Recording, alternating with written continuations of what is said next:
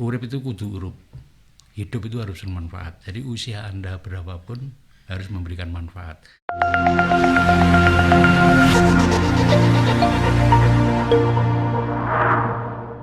Assalamualaikum warahmatullahi wabarakatuh. Bertemu lagi dengan saya M. Ramzi, santri dalam No Media Magetan. Saat ini saya sedang berada di rumah Bapak Agus Raharjo, Ketua Komisi Pemberantasan Korupsi periode 2015-2019. Assalamualaikum Pak Agus. Waalaikumsalam warahmatullahi wabarakatuh. Salam sejahtera untuk kita semua. Kabarnya gimana Pak Agus? Ya begini, kadang-kadang masih di Bekasi, kadang-kadang di Magetan, bolak-balik. Kalau di Magetan apa nih kesibukannya sekarang? Saya ada tanah warisan istri saya dari ibunya di Selotinata sana. Itu saya tanami durian 80 bibit. Ya, mudah-mudahan baru ditanam musim ini, mudah-mudahan nanti tumbuh dengan baik. Saat ini masih ini Pak Agus, masih jadi penasehat Ya masih, Kapolri gitu ya? masih jadi penasihat Kapolri. Rencana mau daftar nyalon DPD itu nanti bulan Mei 2023, daftar calon tetapnya November 2023. Oleh karena itu nanti sekitar bulan Mei gitu saya mau mengajukan pengunduran diri. Syaratnya dari KPU katanya harus seperti itu. Oh gitu. Berarti saat ini masih wirawiri Magetan, Jakarta gitu. Ya. Pak Agus, dulu kan sempat jadi ketua KPK, terus sekarang jadi penasihat Kapolri. Pak, kira-kira enak mana Pak? Pekerjaan yang paling menegangkan selama 33 tahun mengabdi itu paling enggak 4 tahun di KPK. Itu pekerjaannya sangat menegangkan. Oleh karena itu kalau dilihat enaknya ya enak sekarang gitu. Karena kalau sekarang kan lebih bebas kemana-mana, nggak ada pembatasan. Kalau dulu kan di KPK kan sangat dibatasi perilaku itu. Oleh karena itu saya sebenarnya sangat berharap teman-teman kementerian lain atau instansi yang lain itu meniru, karena seperti mencegah konflik of interest gitu ya. Itu kalau ketemu dengan orang nggak boleh sendirian, harus di beberapa orang gitu. Nah itu untuk menjaga konflik of interest kan sangat baik sekali itu, supaya tidak terjadi pengaturan dan yang lain-lain. Gitu. Pak, dulu katanya sempat nggak pengen daftar gitu atau gimana, daftar di KPK itu Pak ceritanya? Katanya dapat kalau terakhir gitu Pak. Ya itu yang namanya takdir dari Allah ya. Kan panitianya 9 perempuan semua. Kemudian memasang pengumuman dalam periode tertentu. Nah, mereka merasa pendaftarnya itu kurang. Padahal pada waktu dibuka pendaftaran itu saya memang nggak daftar. Terus pendaftarannya diperpanjang, pengumumannya diperpanjang. Ada satu orang yang memberitahu saya, Pak, mbok coba daftar, tolong. Ya. Jadi saya itu mendaftarkan hari terakhir perpanjangan itu. Tapi itu tadi takdir Allah itu kalau sudah menentukan, manusia itu kan seperti wayang aja. Ternyata itu berjalan terus, kemudian ya itu tadi malah kepilih menjadi ketua. Padahal kan nggak terbayang sama sekali di pikiran kita. Berarti saat pendaftaran memang nggak niat mendaftar waktu itu Pak, berarti Pak? Iya, karena saya melihat itu tadi anunya sangat berat ya. Kemudian kedua, saya tidak mempunyai background hukum, ya kan. Tapi terus salah satu panitia tadi memberitahu, Pak, syaratnya bukan hanya hukum, syaratnya termasuk yang mempunyai pengetahuan di bidang keuangan, ekonomi. Nah, saya di Bappenas mungkin mengelola pinjaman ADB, kemudian Bank Dunia dan OECF pada waktu itu yang lama itu dipandang mengerti mengenai masalah-masalah ekonomi dan keuangan, apalagi kemudian S2 saya juga terkait dengan manajemen keuangan gitu, mungkin itu jadi modal juga Pak akhirnya. Ya. Pak, agak flashback dulu Pak ini, sementara KPK sejarah Bapak di Magetan Pak. Jadi kan mungkin tidak semua orang tahu Pak ya, Bapak ternyata asli Magetan, masa kecilnya dihabiskan di Magetan gitu Pak ya. Sedikit cerita mungkin Pak, selama masa kecil di Magetan seperti apa Pak? Ya, hari-hari ini kami juga mencoba memperbaiki sumber air di Magetan. Karena kalau saya melihat masa kecil saya, itu hampir saluran air di Kota Magetan itu ada isinya air. Hmm. Seperti kalau Anda jalan di Jalan Kalimantan, Jalan Sumatera, Jalan Jawa, kemudian Jalan Salak, itu semua mengalir airnya. Saat masa kecil Pak Agus di Iya. Magetan. Nah sekarang saya di Jalan Beliton itu dari dulu, dari SD sampai SMA mandinya di sungai dulu. Dan kemudian kalau kita lihat hari ini kok semuanya kering. Nah ini pasti ada yang salah, ya kan?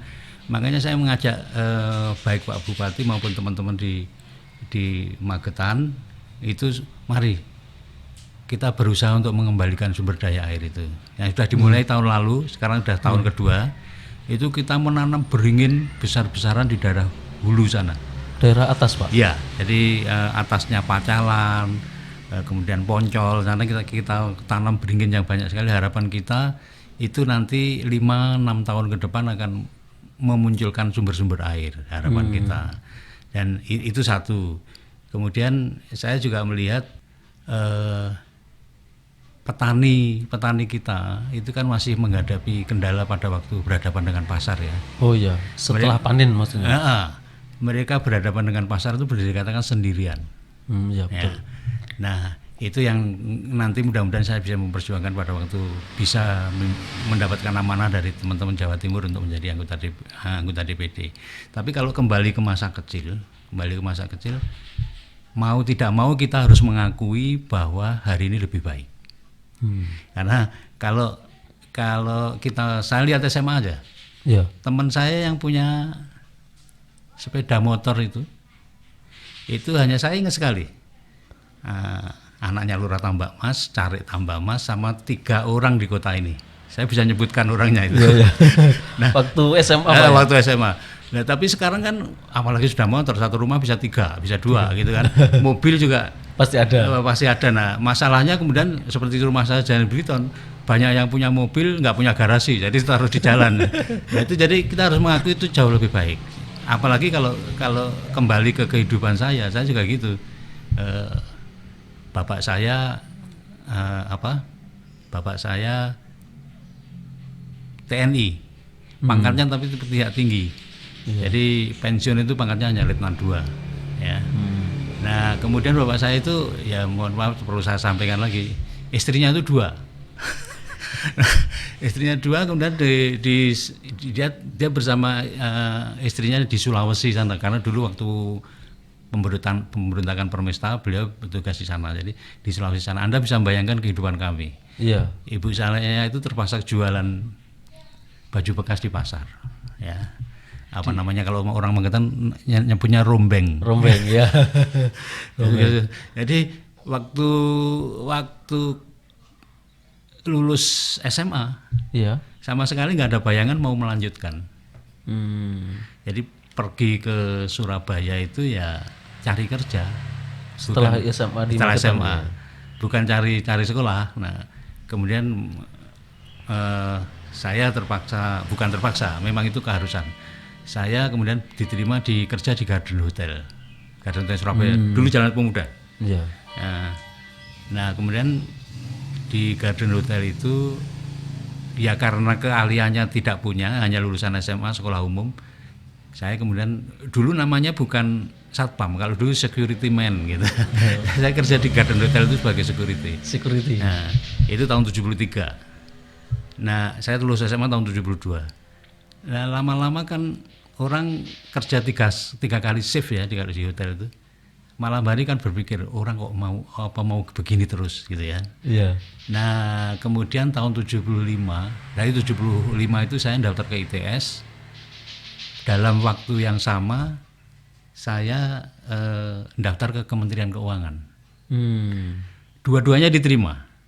Kuliah diterima di Kementerian Keuangan diterima, perintahnya tuh gini, harus sampai di kantor bendahara negara ujung Pandang tanggal sekian.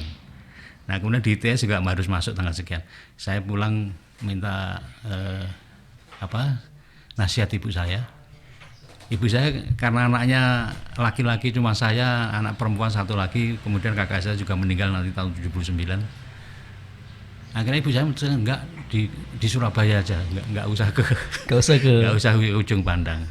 Nah, padahal nanti dalam perjalanan waktu saya ngambil belajar di Amerika itu ketemu dengan orang yang pernah menempuh jalan SMA masuk ke Kementerian Keuangan. Dia ngambil S3 di Boston gitu. Makanya saya sempat nyesel, masuk SMA juga bisa ngambil S3 ya gitu. Jadi saya sempat nyesel itu. Wah, tahu dulu ke Kementerian Keuangan lebih enak itu mungkin daripada gulung koming ya istilahnya di Surabaya sambil membiayai kuliah gitu kan. Nah, membiayai kuliah ini juga nggak gampang karena 2 tahun setahun setelah saya di sipil ITS kemudian saya ikut kontraktor di salah satu CV di Jalan Kramat Gantung sana. Tapi Satpam masih Pak ya? Enggak, kalau sudah keluar kemudian jadi pelaksana kontraktor. Nah itu pekerjaannya ngikuti kontrak-kontrak di banyak kabupaten kota di Jawa Timur. Seperti kalau nggak salah di Pacitan zamannya bupatinya Pak Kusnan, kemudian di Nganjuk zaman bupatinya Pak Prapto. Pak Prapto itu nanti yang jadi gubernur Bengkulu. Kalau Anda ingat. Terus kemudian banyak sekali saya mengikuti proyek-proyek di Jawa Timur itu. Sehingga kalau Anda lihat nanti ya apalagi itu masih kebiasaan lulus ITS itu nggak 5 tahun persis.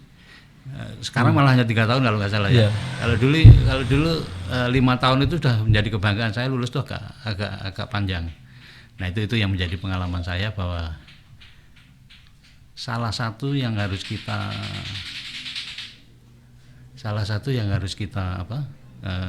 ambil pelajarannya itu orang itu bisa melakukan mobilisasi vertikal dari yang tidak mampu sama sekali. Kemudian saya relatif kan meneliti di birokrasi itu relatif kan pernah eselon 1, pernah memimpin lembaga dari bawah betul gitu.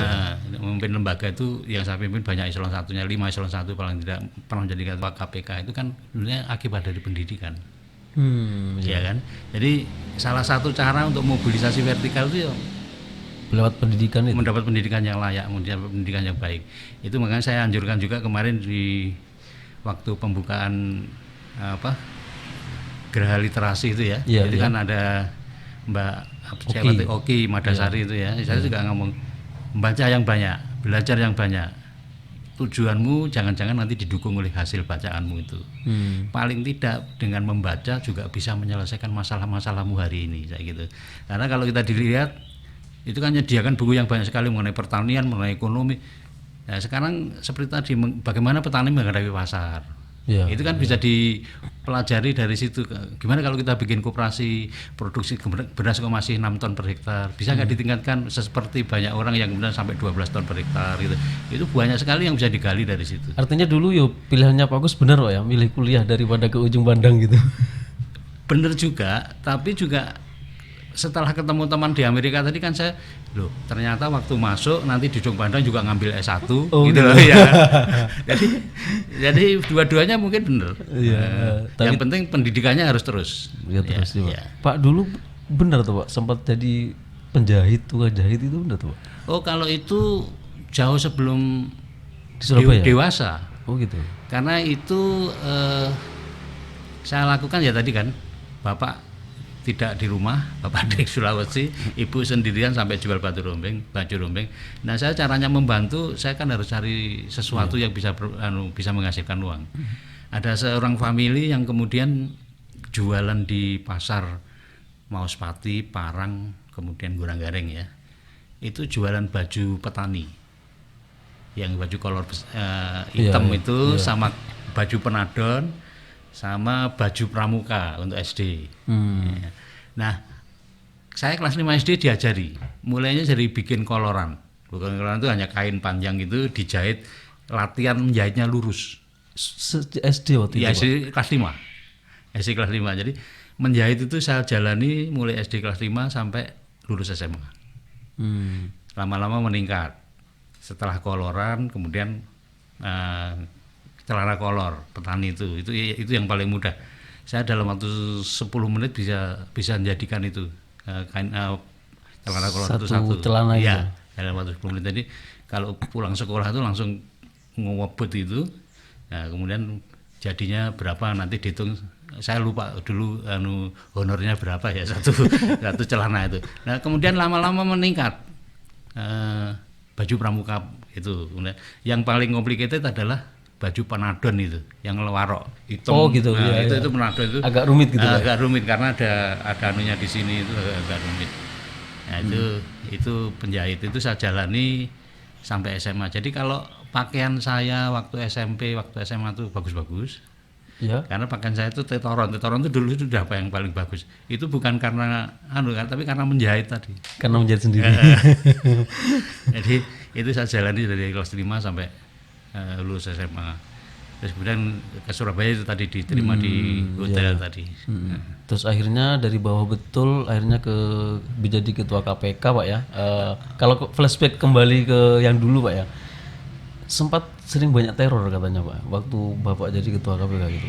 Ya itu sesuatu yang wajar ya, karena memang yang berkepentingan di situ banyak. Orang kan pasti nggak mau kemudian dimasukkan penjara. Orang kan pasti nggak mau ada penindakan yang kemudian bukan hanya menghukum mereka, tapi juga kemungkinan mengembalikan harta yang sudah diterima oleh mereka. Itu wajar sekali. Yang terkenal kemudian teror itu kan yang bom palsu ditaruh di depan rumah di pagar. Ya itu yang kemudian mengundang perhatian orang banyak.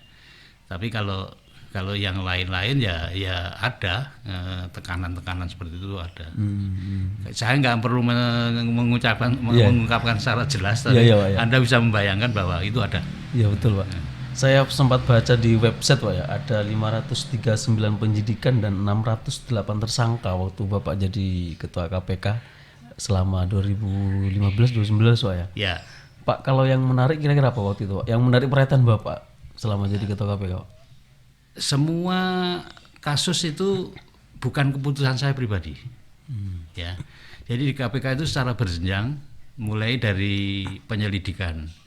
Penyelidikan nanti kalau sudah menemukan minimal 2 alat bukti mau naik ke penyidikan, itu aja diplenokan. Jadi diplenokan. Jadi dan pleno itu ya bisa sangat demokratis sekali, sangat transparan. Bahkan penyelidik maupun penyidik junior pun ikut. Jadi mereka supaya latihan. Jadi dari situ sebetulnya yang diputuskan KPK itu cukup valid kalau menurut saya. Dan dari situ kemudian dari penyidikan kemudian nanti kan penyidikan dituntaskan kemudian masuk ke penuntutan. Nah, untungnya di KPK dan bedanya KPK dengan teman-teman polisi, kalau teman polisi setelah penyidikan kan dibawa ke kejaksaan. Yeah. Kalau kita di satu atap, penuntutnya juga ada di situ menjadi pegawai KPK. Jadi lebih mudah anunya relatif ya. Saya nggak tahu apakah ke depan itu mungkin perlu juga dibawa ke gimana supaya kalau teman-teman Polri dan kejaksaan itu bisa satu atap gitu loh. Itu supaya kemudian birokrasi itu tidak terlalu lama. KPK relatif kanan. Dan saya terima kasih waktu saya meninggalkan KPK itu indeks persepsi korupsi IPK atau kalau orang sering menyebutkan corruption perception index ya. Itu nilainya 40. Itu tertinggi selama ini karena setelah saya tinggal turun menjadi 37. Terus tahun berikutnya 38. Kita masih nunggu yang tahun 2022 itu biasanya akan dikeluarkan di bulan Januari. Nah, nggak tahu tanggal berapa. Nah, tapi waktu saya meninggalkan sana IPK kita 40. IPK 40 itu sama sekali belum lulus. Kalau nilainya 100, IPK 40 itu kan masih sangat jauh. Sebetulnya, Pak. Ya, belum lulus. Jadi saya sangat berharap pada pemerintah ya,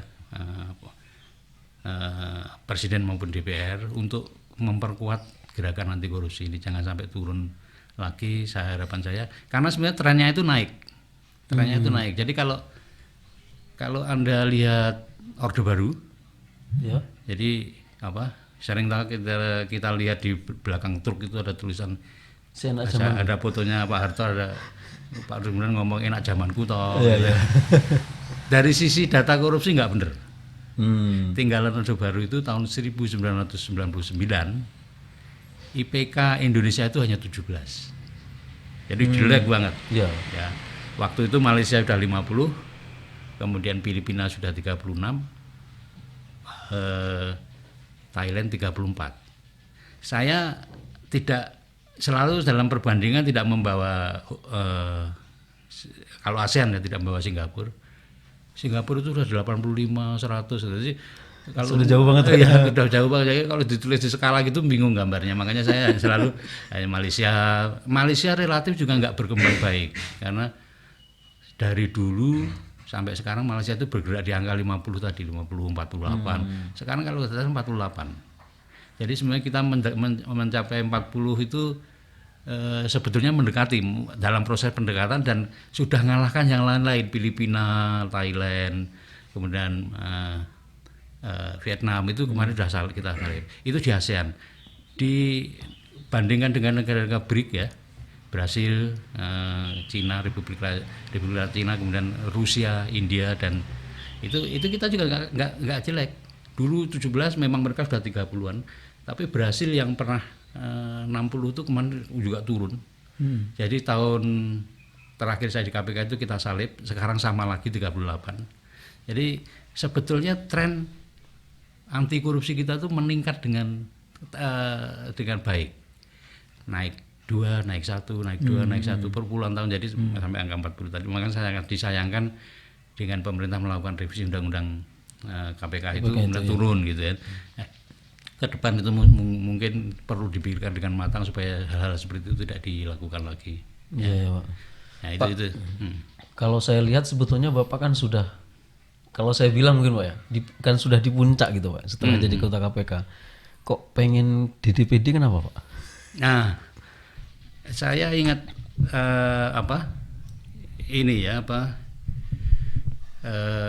ular-ular Jawa ya. Urip itu kudu urup. Hidup itu harus bermanfaat. Jadi usia Anda berapapun harus memberikan manfaat. Ajaran agama kita, ajaran Jawa, bermanfaat itu kalau bermanfaat untuk orang banyak. Jadi bukan hanya untuk diri sendiri ya.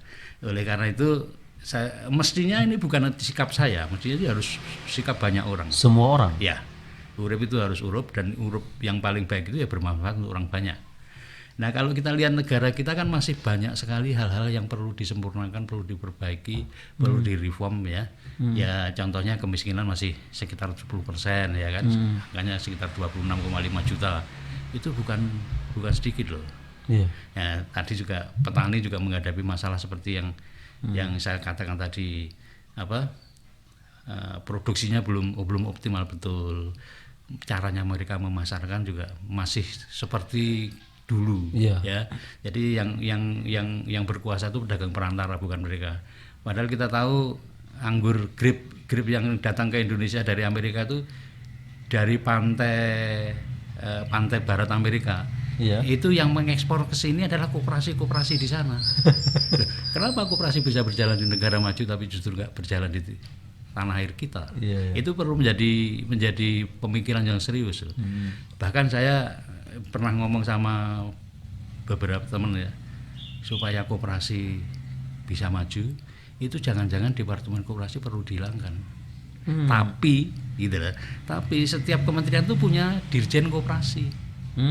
Gitulah. Jadi terbalik. Jadi kalau misalkan Kementerian Pertanian pada waktu nyetak sawah, dirjen penyetakan sawahnya punya dirjen koperasi, sekaligus di situ dibentuk koperasinya untuk bagaimana mengelola. Bagaimana mengelola itu kan hari ini sebetulnya kan batas itu kan nggak perlu patok ya. Nggak perlu galengan. Kalau mau mekanisasi bahkan itu harus dihilangkan semua, batasnya GPS saja kan? Nah, bisa, ya kan? Nah, itu supaya mesin itu bisa berjalan sekian puluh hektar, bukan tak terhalang bukan sekian bau kemudian terlalu terbentur. Nah, itu banyak hal yang bisa dilakukan. Jadi saya melihat kemiskinan masih seperti itu, pendapatan per kapita kita masih stuck di angka sekitar 4.000 US dollar ya kan. Anda pasti sudah di atas 4.000 US dollar semua. Tapi itu yang perlu dibayangkan kan itu rata-rata dari Pak Hartono pemilik Jarum, dari Pak Khairul Tanjung dengan saudara-saudara kita yang miskin ketemu angka 4.000 itu. Jadi jangan sampai kita kemudian terjebak di pendapatan menengah tadi. Kita tuh 4.000 kan menengah bawah, belum menengah atas ya. Padahal Malaysia sudah 10.000 lebih ya kan. Nah, oleh karena itu harus betul-betul kita harus caranya bagaimana orang-orang yang di bawah itu harus diangkat. Nah, yang saya pengen kan kebijakan-kebijakan pemerintah seperti hari ini kan orang memiliki kelapa sawit sampai ada yang jutaan, ada yang puluhan ribu hektar. Apa tidak ada peraturan yang mengharuskan mereka? Padahal itu sudah dimulai zaman Pak Harto dulu, tapi kok nggak jalan dengan baik. Pengusaha besar itu hanya plasmanya, ditentukan berapa banyak. Sisanya itu yang banyak adalah pengusaha besar itu intinya. Maaf saya salah tadi nyebut. Intinya. Jadi kalau kita bicara nukleus, dia intinya. Nah, plasmanya itu petani-petani kita yang banyak. Dikasih 4 hektar atau 6 hektar gitu ya, sehingga yang mendapatkan keuntungan dari harga sawit yang baik itu orang banyak, bukan hanya satu orang. Itu kalau di kelapa sawit ya. Nah, kalau di desa-desa ini kan dengan dana desa yang minimal 1 miliar setahun tadi, betul untuk infrastruktur penting, tapi bagaimana ekonomi itu bisa jalan di desa, ekonomi itu bisa sustain jalan, itu kan juga perlu dipikirkan. Kalau saya malah mikirnya toko-toko seperti Alfamart, Indomart itu, gimana kalau kemudian punya toko, sahamnya itu dimiliki seluruh penduduk kampung, ya kan? Jadi kalau tahu ini tokonya ya belinya dari situ, karena dia nanti kan dapat dividen juga, akan dapat keuntungan. Nah, kalau itu digerakkan seperti itu di Magetan ya, jadi setiap desa itu punya 2 atau 3 seperti Alfamart, kan letaknya bisa agak berjauhan supaya orang satu desa itu bisa terlayani gitu. Nah, itu akan sangat baik sekali. Jangan kemudian toko itu yang di daerah terpencil pun katanya per bulan untungnya 30 juta yang saya dengar. Di daerah terpencil pun ya, itu 30 juta. Itu kalau dimiliki rakyat kampung yang semuanya kan bagus itu, merata Pak. Nah, jadi ide-ide semacam itu kan nanti kan berkembang banyak, bagaimana kemudian ngangkat yang bawah tadi bisa bersama-sama ke atas itu. Itu persoalan pertanian sama ekonomi aja Pak ya, padahal belum masalah-masalah lain gitu. Betul. Artinya dengan Bapak misalnya nanti di DPD, semoga jadi Pak ya, amin. Persoalan-persoalan itu bisa diatasi gitu ya, daripada tidak bisa didorong agar pemerintah baik pusat maupun daerah melakukan itu.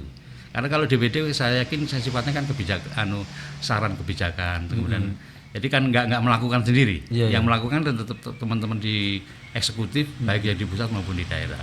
Artinya manfaatnya bisa lebih banyak gitu ya. Undang-undangnya dikenalkan, aturannya dikenalkan gitu. Jadi banyak sekali hal-hal yang kita bisa perbaiki untuk betul-betul mengangkat si kecil ini untuk kemudian bisa paling tidak tiap tahun meningkat. Ini kalau kita lihat kan angka 3.800 sampai 4.000 itu mulai zamannya Pak SBY di situ. Ini kok nggak naik-naik gitu loh. Ya kan? Jadi ini perlu menjadi pemikiran kita betul. Iya. Itu Pak ya salah satu motivasi Bapak untuk menjadi DPD. Mungkin dari sektor demokrasi, pendidikan politik juga. Demokrasi pun juga harus kita perbaiki. Yang saya sangat pengen ada perbaikan itu threshold presiden 20% itu. Banyak negara yang menerapkan itu. Macron presiden Prancis kemarin menjadi presiden itu bersaing di tahap pertama ya, disaing dengan 27 calon. Setelah tahap kedua kan langsung dua terbesar dikompetisikan. Kita dulu awal reformasi 13 calon. Nggak geger juga kan? 13 calon, nanti setelah tahap pertama kan langsung siapa 2 terbesar itu kan langsung begitu. Nah, ini kalau Indonesia ngeterapkan threshold 20% untuk presiden itu loh ya, saya heran. Ini dulu kok bisa disetujui itu loh. Itu kan pasangannya aja kan nanti hanya 2 pasang, 3 pasang kan gitu kan. Dan orang-orang itu aja, padahal kalau kita bebas, bahkan di Amerika kan masih membuka juga untuk independen. Memang selalu kalah dengan Demokrat dan Republik. Ya kan. Nah, oleh karena itu saya sebetulnya sangat minta itu yang kemudian harus menjadi perhatian. Salah satu titik poin soal demokrasi Pak. Nah, jadi supaya anak-anak pinter, anak muda pinter, mungkin tidak seberapa kaya bisa nyalon jadi presiden, ya kan? Jadi, nah itu calon-calon pinter, calon-calon baru itu akan tersaring dengan baik nanti pada waktu tahap kedua memang nggak teruji ya sudah satu itu. Kemudian yang kita lihat di dalam sistem pemilihan kita baik untuk presiden kemudian kepala daerah itu kan biayanya cukup besar sekali. Nah, ya itu Pak. Bahkan Pak almarhum Pak Cahyokumolo pernah melakukan survei kalau nggak salah, riset untuk menjadi bupati itu berapa, itu rata-rata sekitar 30 miliar untuk menjadi bupati. Bupati Pak. Ya. Nah ini kan nggak make sense lah. Gimana sih supaya kita harus mencari cara supaya jadi pejabat publik itu semurah mungkin. Karena begitu dia mengeluarkan 30 juta, ya berikutnya pasti korupsi. Iya Pak. Kan nggak mungkin menghibahkan dana itu untuk rakyat dalam pemilihan. Dia pasti pengen kembali kan. Nah gaji bupati aja kalau tidak salah hanya sekitar 6 juta ya, walaupun tunjangannya banyak. Dia kan pasti mengambil keuntungan dari situ. Itu harus secara serius juga menjadi perhatian kita untuk melakukan pemberantasan pencegahan terhadap korupsi. Jadi sistem pemilu yang terbuka, yang transparan, yang independen, diberi kewenangan untuk ikut, yang independen diberi kewenangan ikut. Karena kalau kita kan independen itu kalau nggak salah hari ini gubernur mungkin, bupati mungkin beberapa tempat sudah menang, tapi untuk presiden kan tidak dimungkinkan. Itu harus dibuka kalau menurut saya. Jadi dari independen itu harus dibuka. Nah mudah-mudahan itu nanti akan kita berpikir ke arah sana. Jadi pemilu itu jangan transaksional, harus transparan gitu ya. Ini yang kita harus bisa mendapatkan itu di waktu-waktu yang akan datang. Pak, menurut Bapak bisa ya transaksional itu dihilangkan atau diminimalisir minimal Pak? Ya kalau menjadi bupati tidak mahal, ya menjadi bupati tidak mahal, kemudian dia terpilih, kan kemudian tidak ada kewajiban untuk mengembalikan tadi kan uang tadi kan paling tidak, ya kan. Itu mudah-mudahan salah satu. Nah ini juga terkait dengan ini ya. Birokrasi kita itu kalau dilihat kesalahannya kan mulai zaman Orde Baru. Birokrasi dibayar sedikit kurang, underpaid gitu ya. Tapi kemudian diberi kewenangan untuk melakukan hal-hal yang sebetulnya tidak boleh. Walaupun sekarang sudah ada yang membaik, tapi ada juga yang masih belum. Yang ditangkap KPK misalkan masuk menjadi birokrasi nyogok, promosi, mutasi, nyogok itu.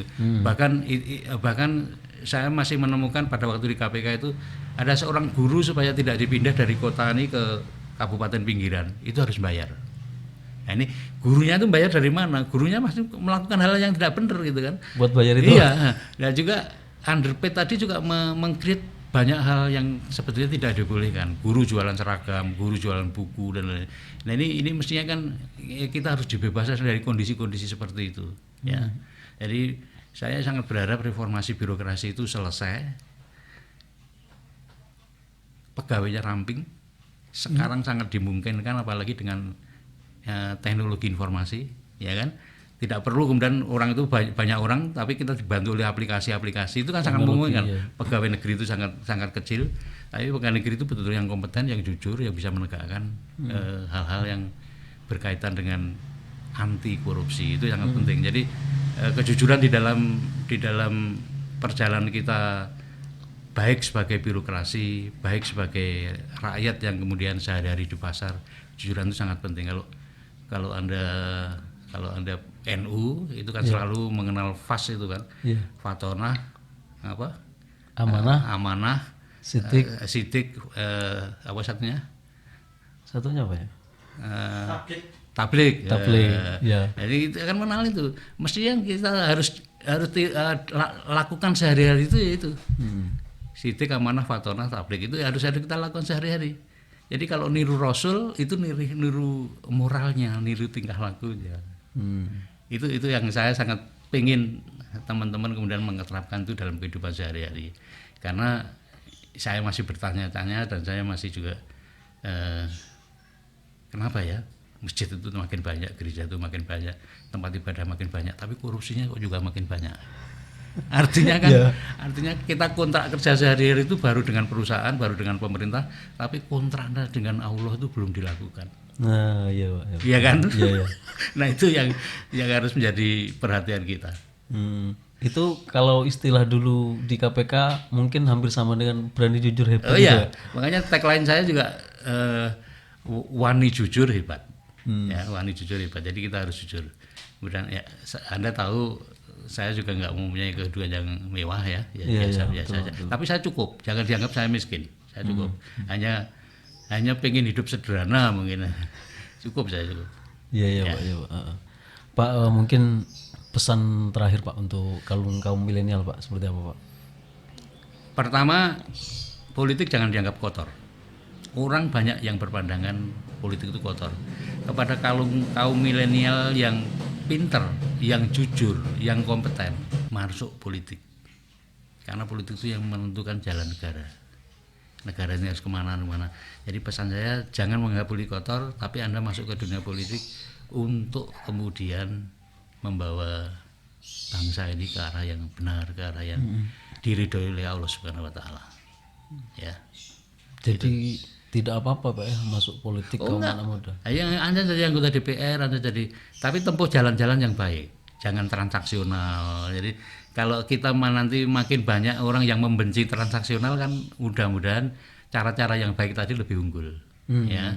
Dan salah satu yang saya tidak memilih DPR itu juga saya sering bilang gini di dalam pidato saya pada waktu saya ketua KPK, perbaiki kaderisasimu. Kan di dalam partai itu kan mestinya banyak orang yang pintar, Ya. banyak orang yang jujur, banyak orang yang kompeten.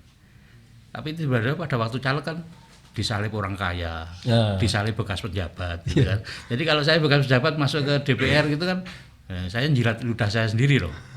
Dulu saya pidatonya begitu, kok saya sekarang juga nyalip gitu. jadi oleh karena itu anak-anak muda, anak-anak milenial masuk dunia politik. Ya, tegakkan sistem yang jujur, yang benar, yang insya Allah diridhoi oleh Allah Subhanahu wa taala. Tidak transaksional Pak. Ya, tidak transaksional. Artinya kalau ini menjadi terbukti nanti lama-kelamaan bisa akan terkikis Pak ya, Ya, soal ya. kebudayaan-budayaan seperti itu. Dan itu juga yang akan menjadi motivasi Bapak. Insya Allah saya akan dipandu oleh itu. Jadi apalagi umur saya udah 66 ya kan. 66 itu kan banyak yang ngapain sih nggak istirahat kok masih nyari-nyari gitu. Iya. Ya, tapi itu tadi urip itu harus urup gitu kan. Harus bermanfaat. Salah satu yang saya pilih itu, walaupun banyak tempat yang lain yang bisa memungkinkan itu, saya pilih. Berarti dua Pak ya, kalau disimpulkan ada dua pegangan jenengan. Urip kutu urup, berani jujur hebat gitu ya. Wani jujur hebat. Ini nomor iya. Wani jujur hebat. Nek berani jujur hebat kan KPK. Oh gitu. Kalau saya kan derivasinya KPK, pernah di KPK, jadi tak jawabnya wani jujur hebat. Urip saya ulangi lagi biar tegas. Urip kutu urup, wani jujur hebat. Ya. Pak Agus, terima kasih atas waktunya sudah bersama kami. Semoga bermanfaat dan ini menjadi inspirasi dari semua orang, semoga. Demikian podcast saya dengan Pak Agus Raharjo. Semoga bermanfaat. Wallahul muwaffiq ila aqwamit thoriq. Wassalamualaikum warahmatullahi wabarakatuh. Waalaikumsalam warahmatullahi wabarakatuh. Salam sejahtera. Mohon maaf kalau ada hal-hal yang kurang berkenan di hati Anda. Makasih.